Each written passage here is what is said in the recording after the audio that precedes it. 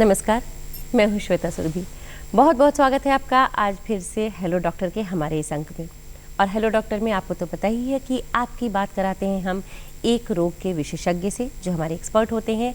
कई बार आपके सामने ऐसी समस्याएं आती हैं जो आप कहीं डॉक्टर से नहीं पूछ पाते या आपको कई तरह की शंकाएं होती हैं, कई संदेह होते हैं। इसी के लिए हम लेकर आते हैं हेलो डॉक्टर फ़ोन इन लाइव, जहां आप इसी वक्त डायरेक्ट लाइन पर बात करके हमारे डॉक्टर से अपने सवाल पूछ सकते हैं, अपनी शंकाओं का समाधान कर सकते हैं। तो आज का हमारा विषय है मूत्र एवं किडनी रोग और उनके इलाज। और इस विषय पर बातें करने के लिए हमारे साथ हमारे आज के खास मेहमान एक्सपर्ट डॉक्टर हमारे साथ हैं, डॉक्टर अपूर्व कुमार चौधरी जो यूरोलॉजिस्ट हैं। सर बहुत बहुत स्वागत है आपका हमारे इस कार्यक्रम में। आप हमारे नंबर पर सवाल पूछ सकते हैं। यहाँ का जो नंबर है ये टोल फ्री है 1800-3456-171 1800-3456-171। इस नंबर पर आप अभी फ़ोन करके इस विषय से संबंधित, मूत्र रोग से या किडनी से संबंधित कोई भी सवाल पूछ सकते हैं। तो तब तक हम बातें करते हैं। डॉक्टर साहब ये बताएं सबसे पहले यूरोलॉजी, जी हाँ, जैसे यूरोलॉजिस्ट कहते हैं, यूरोलॉजी में किस तरह की समस्याएं और बीमारियां आती हैं? यूरोलॉजी जो है वो हमारे उत्सर्जन तंत्र है, एक्सक्रीटरी सिस्टम, उससे रिलेटेड जो भी ऑर्गन्स हैं यानी कि किडनी, यूरेटर, ब्लैडर, प्रोस्टेट और मेल एक्सटर्नल जेनेटेलिया जिसको जननांग बोलते हैं, जिसमें पेनिस, टेस्टिस, स्क्रोटम इससे संबंधित।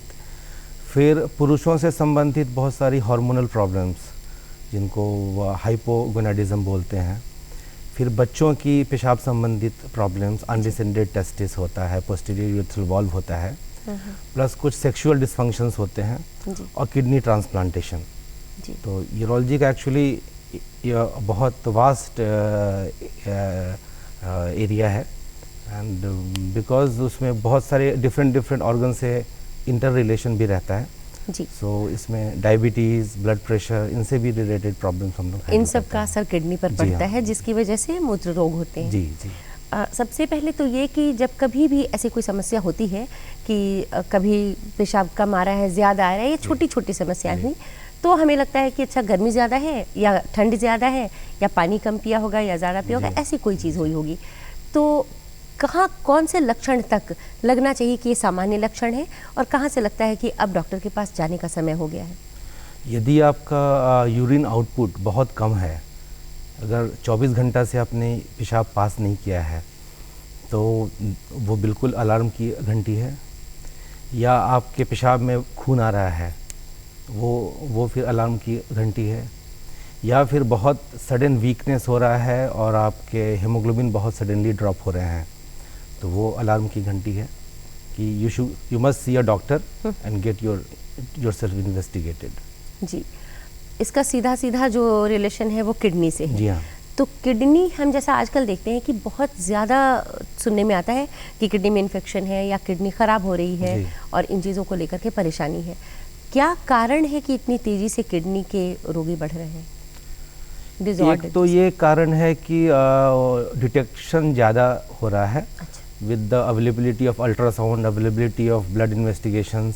इतने सारे सरकारी और प्राइवेट में अस्पताल आ रहे हैं, डायग्नोस्टिक सेंटर्स आ रहे हैं, डॉक्टर्स आ रहे हैं, तो डिजीज़ पता ज़्यादा चल रही है। और दूसरा है हमारा कुछ तो लाइफस्टाइल प्रॉब्लम्स है, समय पे खाना, समय पे सोना, फिज़िकल एक्टिविटी, ये सब हमारी जो पुराने जनरेशन से कुछ हम लोगों ने जो अच्छी चीज़ सीखनी थी वो नहीं सीखी और उनके सारी बुरी आदतें हम लोगों ने कंटिन्यू की है। तो उसके चलते हमारे डाइट में प्लेंटी ऑफ शुगर है, जंक फूड जो हम लोग खा रहे हैं, वाटर इनटेक कम हो गया है, इन सब के चलते किडनी प्रॉब्लम्स बढ़ रहे हैं। जी, किडनी जो कमज़ोर हो जाती है जिसके कारण जो भी बीमारियां होती हैं, तो कैसे पता चलता है कि किडनी कमज़ोर हो रही है या अब हमें कुछ ऐसे लक्षण हो रहे हैं? मतलब खासतौर से किडनी के कमज़ोर होने के लक्षण। नहीं, ऐसा तो किडनी के कमज़ोर होने के लक्षण आपको बहुत ही सटल होंगे, मतलब वो बहुत इजीली पता नहीं चलेगा। लेकिन अगर आपका बहुत वीकनेस हो रही है और आपको खून की कमी हो रही है, बॉडी आपका पेल हो रहा है या आपके भूख कम लग रही है। हमारे एक दर्शक जुड़ना चाहते हैं हमारे साथ, एक फ़ोन आ रहा है तो उनका सवाल ले लेते हैं। जी जी। हेलो जी जी, हेलो, अपना नाम बताएं। जी मैं रंजीत गाजियाबाद बाराबंकी उत्तर प्रदेश से बोल रहा हूँ। जी जी, उत्तर प्रदेश। नाम क्या बताया आपने? रंजीत कुमार। रंजीत जी, जी अपनी समस्या बताएं। जी किडनी में पथरी हो गई है, जो स्टोन होता है ना जी जी, वही प्रॉब्लम है। किडनी में पथरी है। अच्छा, तो किडनी में वो 22 mm की हो गई, तो लेटे नहीं मेरे लड़के को है। अच्छा, तो देखिए 22 भी हम फोन कर रहे हैं, डॉक्टरों से बहुत इलाज करा चुके हैं। ये इको आ रही है आपकी आवाज, क्या है इतनी कर सकता है क्या? जी जी, आपकी आवाज आ रही है हमारे आ पास? रही है। आ रही है। नहीं, हमें इको मिल रहा है, इससे ज्यादा मिल रहा है। 22 mm बगल की आवाज ज्यादा आ रही है। 22 mm का किडनी स्टोन एक्चुअली काफ़ी बड़ा स्टोन है। इसको तो अपने आप निकलने के चांसेस ना के बराबर हैं। तो इस स्टोन को तो ऑपरेशन करके ही निकाला जा सकता है। डेफिनेटली इसके लिए अब मॉडर्न टेक्नोलॉजीज़ आ गई हैं, लेज़र है, एंडोस्कोपिक ट्रीटमेंट्स हैं, लिथोट्रिप्सी है। तो इसके लिए तो आपको किसी मूत्र रोग विशेषज्ञ से मिलना होगा, और वो अल्ट्रासाउंड अगर हो चुका है तो उसके बाद सीटी स्कैन या आईवीपी करना होगा, कुछ ब्लड टेस्ट करने होंगे, और उसके बेसिस पे फिर आगे का ट्रीटमेंट डिसाइड होगा। जी रंजीत जी, आपको सवाल का जवाब तो मिल ही गया, और मुझे लगता है कि आपको एक डॉक्टर से ज़रूर मिलना चाहिए। जैसा कि सर बता रहे हैं कि अब हमें डॉक्टर साहब बता रहे हैं कि डॉक्टर के पास ही जाना होगा। एक और दर्शक जुड़ रहे हैं एक और सवाल लेकर। हेलो। हेलो जी, अपना नाम बताएं। संजय श्रीवास्तव। जी संजय जी, कहाँ से बोल रहे हैं? मध्य प्रदेश से। जी, अपनी समस्या बताएं। यूरिक एसिड बढ़ा है मैडम। क्या? यूरिक एसिड बढ़ा अच्छा है। अच्छा जी। अच्छा, यूरिक एसिड बढ़ा है, कितना बढ़ा है ये बहुत जानना इम्पोर्टेंट है। और साथ में लक्षण क्या हैं? क्या उनको जॉइंट में पेन हो रहे हैं? क्या हाँ, जॉइंट में घुटनों के भी पेन होता है सर। अच्छा, तो देखिए, यूरिन पास करने में भी थोड़ी सी जलन टाइप होती है। नहीं, देखिए, पेशाब करने में जलन होने का यूरिक एसिड से कोई संबंध नहीं है। यूरिक एसिड टेस्ट कराया था, सब तो बढ़ा पाया। नहीं, ठीक है, वो ठीक है कि यूरिक एसिड बढ़ने के चलते जॉइंट में पेन हो सकता है, किडनी में स्टोन बन सकता है, और भी ऑर्गन्स को डैमेज हो सकते हैं, आपको उससे हार्ट की भी प्रॉब्लम हो सकती है। तो ये जानना इम्पोर्टेंट है कि कितना है, अभी कितना है यूरिक एसिड लेवल। अब सर ये रिपोर्ट तो रखा हमने। अच्छा, देखिए, पहला उसमें ये है कि आपको वाटर इनटेक अपना बढ़ाना होगा, कम से कम 5 से 6 लीटर। अगर आप इंडोर रहते हैं तो कम से कम 5 लीटर पानी आपको 24 घंटे में पीना चाहिए, और अगर आउटडोर रहते हैं, ज़्यादा पसीना निकलता है, तो 7 से 8 लीटर तक भी 24 घंटे में आपकी वाटर इनटेक होनी चाहिए। इसके अलावा खाने में आप नींबू, संतरा, ये सब की मात्रा बढ़ाएं, नमक की मात्रा कम करें, और उसके बाद you will have to see a physician. या तो किसी फिजिशियन से मिलें, या किसी नेफ्रोलॉजिस्ट से मिलें, या किसी यूरोलॉजिस्ट से मिलें, और वो फिर आगे आपका क्या कारण है। क्योंकि यूरिक एसिड बढ़ना एक लक्षण है, एक्चुअल बीमारी वो नहीं होती है। एक्चुअल बीमारी तो कुछ और है, वो अभी तक नहीं पता चला है। तो संजय जी, आपको आपके सवाल का जवाब मिल गया। हमारे साथ एक और दर्शक जुड़ रहे हैं, इनका सवाल ले लेते हैं। हेलो। हेलो जी, नमस्कार, अपना नाम बताएं। जी नमस्कार, मैं महेंद्र पटेल, दमोह मध्य प्रदेश से। मेरी 42 साल की उम्र है, 42, और मैं 20 साल पहले एक्सीडेंट हो चुका है, तो ब्लैडर में लिंक से पेशाब भी नहीं आ रही है, और पिछली बार भी ब्लैडर में 28 mm की पथरी हो गई थी। इस बार भी अभी हाल में 11 mm की पथरी किडनी में हो चुकी है, चल फिर नहीं सकते सर। बाईं किडनी में 11 mm की पथरी है, क्या इससे ऑपरेशन करा सकते हो? क्रेट खड़ा रहता है सर, उल्टी होती है, तकलीफ है सर। जो आपके बोलने से ये लग रहा है कि आपको एक तो पेशाब की प्रॉब्लम है, पेशाब खुल के नहीं हो रहा है, और साथ में आपके किडनी और यूरिनरी ब्लैडर में स्टोन है। तो ये तीनों प्रॉब्लम का तो इलाज सर्जिकल ही है। अब डेफिनेटली उसके लिए कुछ टेस्ट होते हैं, यूरेथ्रोग्राम किया जाता है, सीटी स्कैन होता है, आईवीपी होता है, एक्सरे होता है। तो ये सब कराने के बाद ही आगे का ट्रीटमेंट डिसाइड होगा। लेकिन एक चीज़ श्योर है कि डेफिनेटली आपको इलाज तो करवाना ही होगा, और फर्स्ट आपका जो पेशाब की प्रॉब्लम है उसी का ट्रीटमेंट फर्स्ट होना चाहिए। बिल्कुल सही। अब मुझे लगता है आपको जवाब मिल गया होगा। डॉक्टर साहब ने बताया कि जो स्थिति आप बता रहे हैं, जो कंडीशन है, तो सर्जरी करना ही पड़ेगा, इसलिए आपको डॉक्टर से मिलना होगा। जो भी यूरोलॉजिस्ट आपके आसपास में है, नेफ्रोलॉजिस्ट हैं, उनसे मिल करके पूरी ट्रीटमेंट आपको करानी होगी, लेकिन ये क्योरेबल है। जी, ये एक अच्छी बात है कि सर्जरी के बाद ये ठीक हो जाएगा। सर्जरी की बात से मुझे याद है कि हमेशा जब बातें होती हैं, जब किडनी ट्रांसप्लांट की, तो बहुत आसान हो गया किडनी ट्रांसप्लांट कराना अगर किडनी में इन्फेक्शन है, अगर किडनी फेल्योर है तो। लेकिन अभी भी कई लोग इससे बचते हैं और डरते हैं, ये कह के कि किडनी ट्रांसप्लांट कराने के बाद भी उसके फंक्शन सही नहीं होते। ये कहाँ तक सही है? नहीं, ऐसा नहीं है। पहली बात तो है कि kidney transplantation is the treatment of and stage renal disease. जब किडनी बिल्कुल, दोनों किडनियाँ आपकी बिल्कुल काम करना बंद कर चुकी हैं और कोई काम नहीं कर रही हैं, तभी किडनी ट्रांसप्लांटेशन होना चाहिए जी। और इसमें अगर डोनर आपके मैचिंग हैं, फैमिली मेम्बर हैं, फर्स्ट डिग्री रिलेटिव हैं, भाई हैं, बहन हैं, माता हैं, पिता हैं, तो उनसे तो जो कि मैचिंग काफ़ी अच्छा होता है, तो उसमें बहुत अच्छा रिज़ल्ट आता है। Only when the patient is not compliant, मतलब टाइम पे वो अपनी दवा नहीं ले रहे हैं, या उनकी जो अंडरलाइंग प्रॉब्लम है, डायबिटीज़ है या ब्लड प्रेशर है, वो अनकंट्रोल्ड है, तभी उसका रिजल्ट अच्छा नहीं है जी। एक और दर्शक हमारे साथ जोड़ रहे हैं डॉक्टर साहब, जिनके पास कोई सवाल है। हेलो मैम, आपको और सर को नमस्ते। हेलो जी, नमस्कार, अपना नाम बताएं। जी, आकांक्षा छत्तीसगढ़ से। आकांक्षा छत्तीसगढ़ से। जी आकांक्षा जी, अपना सवाल बताएं, क्या समस्या है? सर, हमको पार्शियल की जो ऑब्स्ट्रक्शन है राइट वाली किडनी में, सर अभी डॉक्टर ने हमारा EC स्कैन करवाया था, EC स्कैन, तो सर उसमें ERPF जो लेफ्ट वाली अच्छी किडनी था सर उसका 268 था, और राइट किडनी सर जिसमें ऑब्स्ट्रक्शन है पार्शियल उसका 236 है। सर ERPF लेफ्ट किडनी का 268 है और ऑब्स्ट्रक्शन वाली राइट किडनी का 236 है। जी हाँ सर, ये 5 साल पहले हमने DTPA स्कैन करवाया था यूरोलॉजिस्ट में, तो सर तब ये जो राइट वाली किडनी था जिसमें ऑब्स्ट्रक्शन था सर उसका 30 ml पर मिनट TFR था। तो सर वो जो 30 ml पर मिनट TFR और ये जो ERPF है 236 ml पर मिनट अभी, तो सर इसमें कितना अंतर है, यही पूछना था।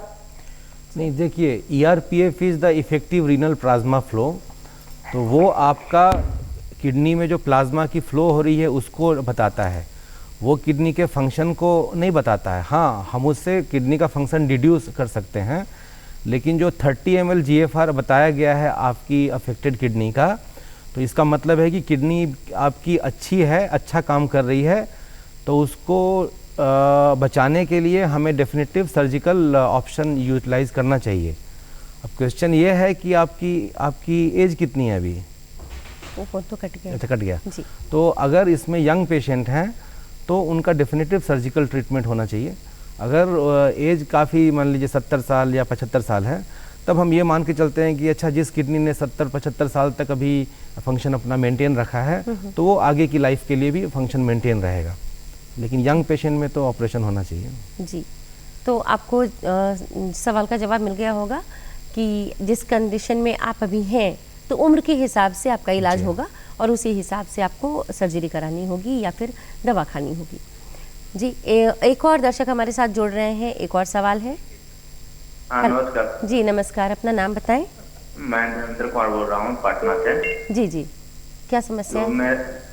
सर मेरा सवाल है कि मेरे पेशाब में सर बहुत टाइम लगता है, धीरे धीरे थोपे थोपे पेशाब हो रहा था, और मैं एक बार किडनी का मैंने इलाज करवाया था, ऑपरेशन लेजर ऑपरेशन करवाया था, तो उसके बाद से और प्रॉब्लम बढ़ गया है सर, पहले जो नहीं था वो अब ज़्यादा हो गया। अच्छा देखिए, पेशाब अगर धीरे धीरे हो रहा है, बूंद बूंद हो रहा है, तो बेसिकली मेल में इसके दो कारण हो सकते हैं। या तो प्रोस्टेट बड़ा हो गया है, और दूसरा एक कंडीशन होती है जिसे यूरेथ्रल स्ट्रक्चर बोलते हैं, जिसमें कि पेशाब करने का रास्ता हमारा सिकुड़ जाता है। अब यंग पेशेंट में स्ट्रक्चर होने के चांस ज़्यादा हैं, और 50 साल या 55 साल से ज़्यादा उम्र में प्रोस्टेट बढ़ने के चांस ज़्यादा हैं। तो डेफिनेटली अब इन दोनों में से क्या कॉज है ये तो पता चलेगा आफ्टर फर्दर इन्वेस्टिगेशन, या तो अल्ट्रासाउंड कराएं या फिर अगेन यूरेथ्रोग्राम कराएं, और उससे भी ज़्यादा इम्पॉर्टेंट है क्लिनिकल एग्जामिनेशन।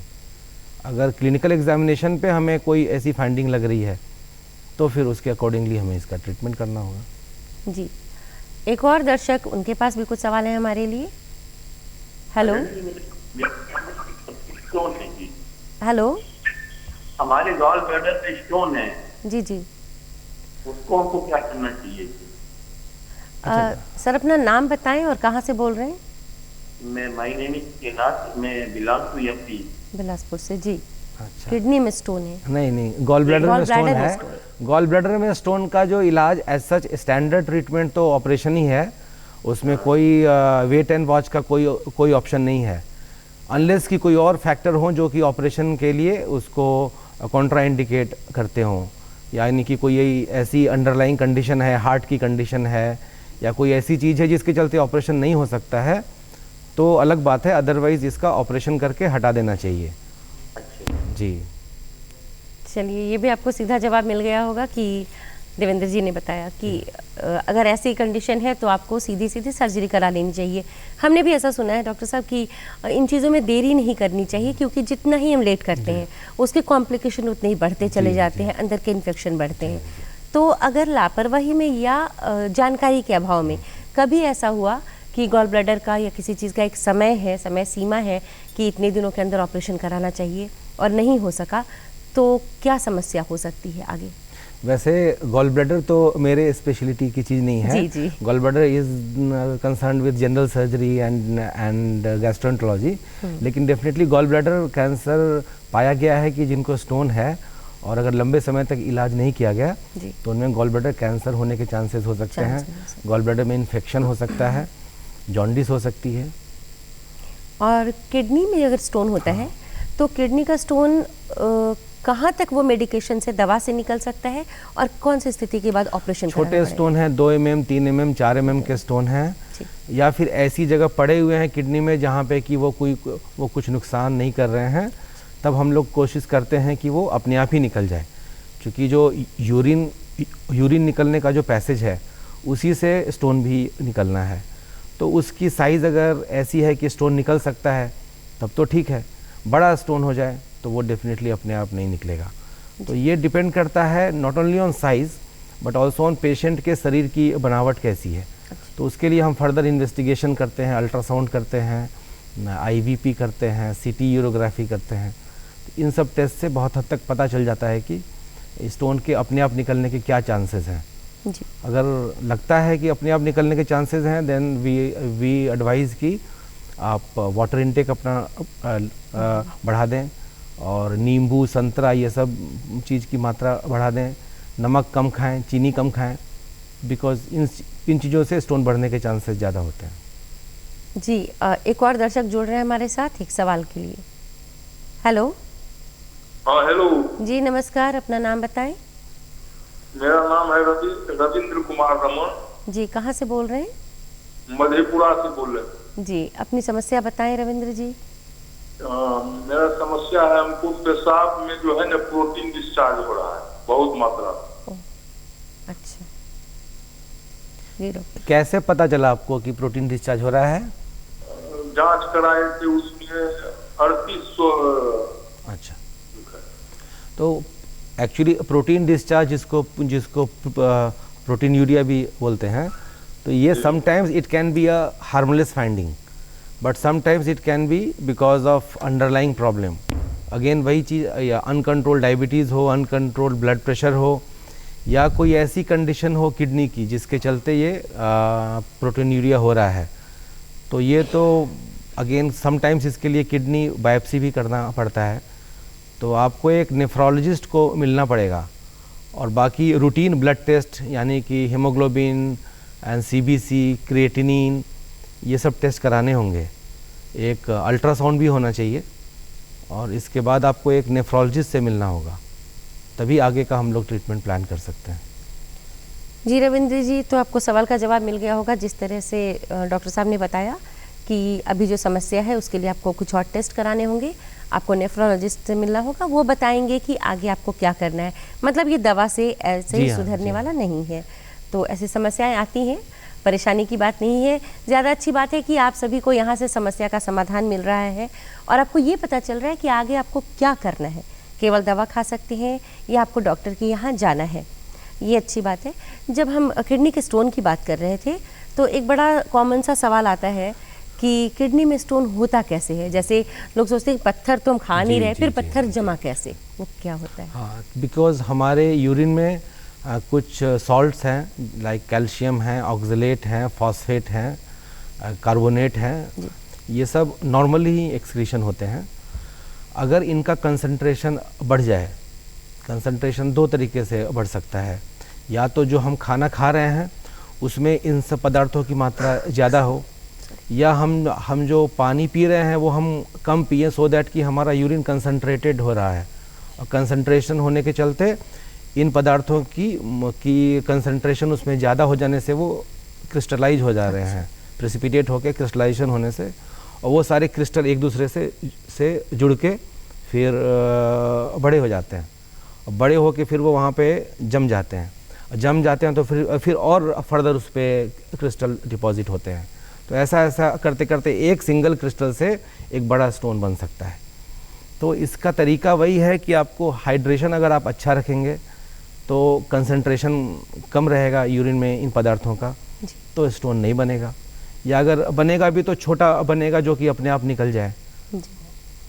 क्या खान पान का भी असर पड़ता है कि हम ऐसा कुछ खाएं कि किडनी में स्टोन ना हो? मतलब क्या नहीं खाना चाहिए और क्या खाना चाहिए, ऐसी कोई बात? जैसे एक है कि जिन लोगों की यूरिक एसिड हाई होती है, तो चूँकि uric acid is a metabolic product of our protein injection. हम जो प्रोटीन खा रहे हैं, specially animal protein, non veg, meat, अंडा, चिकन, इस तरह की चीज़, तो उनके मेटाबॉलिज्म के बाद यूरिक एसिड बनता है, और यूरिक एसिड का लेवल अगर ब्लड में बहुत ज़्यादा हो गया तो वो फिर यूरिन में आके यूरिक एसिड के स्टोन भी बन सकते हैं।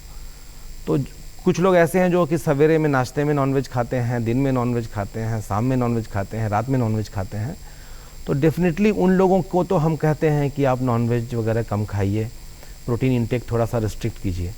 लेकिन नॉर्मल हमारे यहाँ की जो जनरल पॉपुलेशन है उनके साथ ऐसा नहीं है। हमारे यहाँ के लोग हार्डली हफ्ते में या एक बार या 2 बार खाते हैं, तो उनके साथ ऐसा डाइट का कोई बहुत स्ट्रॉन्ग कोरिलेशन नहीं है। हाँ, क्या करना चाहिए उसमें ये कह सकते हैं कि वाटर इंटेक ज़्यादा होना चाहिए। नींबू, संतरा, ये इसकी मात्रा आपके डाइट में अगर ज़्यादा है तो स्टोन बनने के चांस कम है। चीनी की मात्रा ज़्यादा है तो स्टोन बनने के चांस ज़्यादा हैं। वैसे ही सॉल्ट अगर आप ज़्यादा लेते हैं तो स्टोन बनने के चांसेस ज़्यादा हैं। बाकी ऐसा कोई बहुत क्लियर कट अभी कोरिलेशन नहीं है। नहीं है। सॉल्ट से याद आया, अच्छा एक और सवाल हमारे पास है, एक और दर्शक का, पहले सवाल ले लेते हैं। हेलो।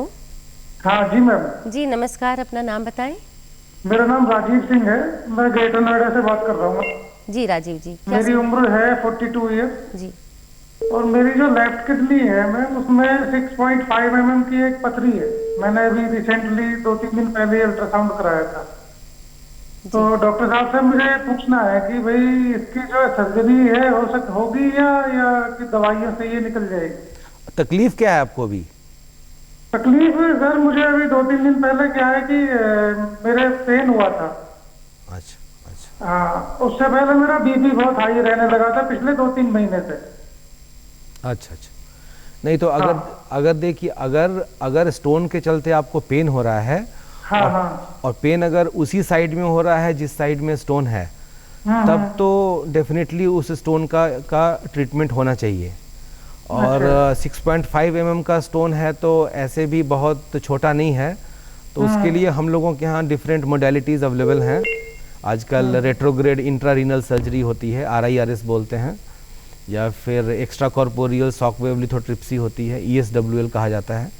तो there are different modalities available. अब ये है कि वो तो किसी डॉक्टर को दिखाने के बाद ही उस पर डिसाइड होगा कि क्या होना चाहिए। अदरवाइज अगर कोई सिम्टम नहीं है, दर्द नहीं है, तब इतने छोटे स्टोन में वेट भी किया जा सकता है।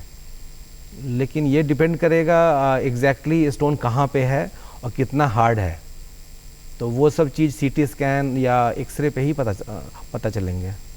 जी, तो आपको पता चला कि आपको क्या करना है, इसीलिए हम आपसे बात करते हैं कि आप फ़ोन इन लाइव में फ़ोन करें, आपके पास जो भी समस्याएं हैं हमारे एक्सपर्ट डॉक्टर्स उसका समाधान आपको बताएंगे। हम बातें कर रहे थे स्टोन के बारे में, आपने नमक की बात की, तो मैंने सुना है इसलिए पूछ रही हूँ इस मंच पर कि लोगों को भी पता चले कि जो सफ़ेद नमक हम बाज़ार का खाते हैं उससे किडनी पर असर पड़ता है, लेकिन अगर हम सेंधा नमक खाएं तो असर नहीं पड़ेगा, इसमें कहाँ तक सच्चाई है? नहीं, ऐसी तो कोई बात नहीं है। उल्टा जो हम लोग सेंधा नमक या और भी इस तरह के सॉल्ट होते हैं उनमें एक्सट्रेनियस सॉल्ट ज़्यादा होते हैं।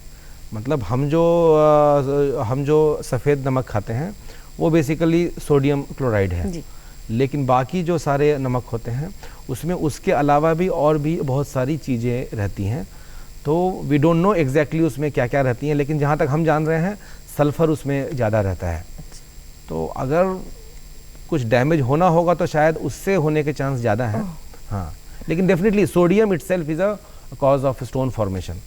और या फिर जो लोग हाइपरटेंसिव हैं उनको भी सोडियम ज़्यादा लेने से ब्लड प्रेशर बढ़ सकता है। एक और दर्शक हमारे साथ जुड़े हैं, एक और सवाल लेते हैं इनका। हेलो मैडम, नमस्ते। जी नमस्ते, अपना नाम बताएं। जी मनोज कुमार रोहतक से बोल रहा हूँ। जी मनोज कुमार रोहतक से बोल रहा हूँ। जी मनोज कुमार जी रोहतक से उम्र बताइए। मैडम मेरा 42 साल है। अच्छा, समस्या क्या है आपको? जी आपको क्या समस्या? मैं पेशाब करता हूँ तो शुरू में कोई दिक्कत नहीं आती, लेकिन उनके रूप में इसके लिए क्या करता हूँ? एक आपको अल्ट्रासाउंड होना चाहिए, ultrasound of the KUB region, उससे पता चल जाएगा कि कहीं कोई स्टोन तो नहीं है ब्लैडर में, क्योंकि जिस तरह का लक्षण बता रहे हैं वो यूरिनरी ब्लैडर में स्टोन होने के लक्षण हो सकते हैं। क्योंकि 42 इयर्स में प्रोस्टेट एनलार्जमेंट होने का चांस बहुत कम है, ज़्यादा चांस है कि स्टोन या यूरेथ्रल स्ट्रक्चर हो। तो एक आप अल्ट्रासाउंड करा लीजिए और उसके बाद डॉक्टर से मिल लीजिए। जी, तो आपको भी आपके सवाल का जवाब मिल गया और हमें अच्छा लगता है जब दर्शक इस तरह जुड़ते हैं, अपनी समस्याओं का समाधान उन्हें मिलता है, हमारे एक्सपर्ट डॉक्टर उन्हें बताते हैं कि आपको क्या करना है। इसके लिए आप सभी का धन्यवाद। हम बातें कर रहे थे किडनी स्टोन के बारे में, नमक पर बात थी। एक और बहुत ही आम समस्या है और बहुत महत्वपूर्ण है, बेड वेटिंग। छोटे बच्चे तो ठीक है, लेकिन कई बार बड़ी उम्र तक बेड वेटिंग की समस्या होती है, रात में बिस्तर गीला हो जाता है। इसका कारण और बचाव? बेड वेटिंग एक्चुअली क्या है कि वो कोई एक बीमारी नहीं है जी। ऑल्दो उसका लक्षण तो मैनिफेस्टेशन तो एक ही है कि बेड वेटिंग है, लेकिन उसके अंडरलाइंग कॉजेज बहुत सारे हो सकते हैं। एक कंडीशन होती है जिसको बोलते हैं प्राइमरी नॉक्टर्नल एन्यूरेसिस। मतलब ये है कि छोटे बच्चे ने जो पैदा होने के बाद से आज तक ब्लैडर कंट्रोल उसका हुआ ही नहीं, that is primary nocturnal enuresis, and this is basically a disease of, basically वो स्लीप की ये प्रॉब्लम है, स्लीप डिसऑर्डर है वो उसके। तो उसके में फिर भी उसके पहले अल्ट्रासाउंड वगैरह करके सब कुछ देख लेना होता है कि किडनी ठीक है, ब्लैडर ठीक है, कहीं कोई और कोई प्रॉब्लम नहीं है, तो हम दवा देते हैं और उससे वो कंट्रोल हो जाता है जी। उसके अलावे जो प्रॉब्लम्स हैं कि बहुत सारे एडल्ट्स होते हैं या फिर बड़े बच्चे होते हैं जिनको कि शुरू में तो एक बार बचपन के बाद यूरिनरी कंट्रोल आ गया, लेकिन उसके बाद अगेन साल 2 साल 4 साल 5 साल के बाद उनको ये प्रॉब्लम स्टार्ट हो गया। इसके लिए वी हैव टू इवेलुएट कि एग्जैक्ट प्रॉब्लम क्या है। एक कंडीशन होती है वॉइडिंग डिसफंक्शन बोलते हैं, उसके लिए भी उनको अल्ट्रासाउंड और वेरियस टेस्ट करके इन्वेस्टिगेट करना पड़ता है। बूढ़े लोग होते हैं उनको कंडीशन होती है नॉक्टर्नल पॉलीयूरिया एक्चुअली है कि उनको रात में पेशाब ज़्यादा बनता है, जिसके चलते उनको कुछ दवा देनी पड़ती है, लेकिन उन दवाओं का भी साइड इफ़ेक्ट है। इसीलिए वो सब दवा again has to be given only after evaluation by a doctor. Doctor साहब आपने बहुत अच्छी जानकारियाँ दी और आज बहुत ही अच्छा लग रहा है कि आपने इतना समय निकाला और हमारे कार्यक्रम में आए, इसके लिए आपका बहुत बहुत धन्यवाद। आज के हेलो डॉक्टर में हमारे साथ हमने बात की डॉक्टर अपूर्व कुमार चौधरी से, जो यूरोलॉजिस्ट हैं और मूत्र रोग और किडनी के रोग के बारे में बहुत कुछ इन्होंने बताया और हमें पूरी उम्मीद है कि आपको ये अंक ज़रूर पसंद आया होगा। अगली बार एक और नए विषय के साथ, एक और एक्सपर्ट के साथ आपके सामने हम हाजिर होंगे। तब तक हमें दीजिए इजाज़त। नमस्कार।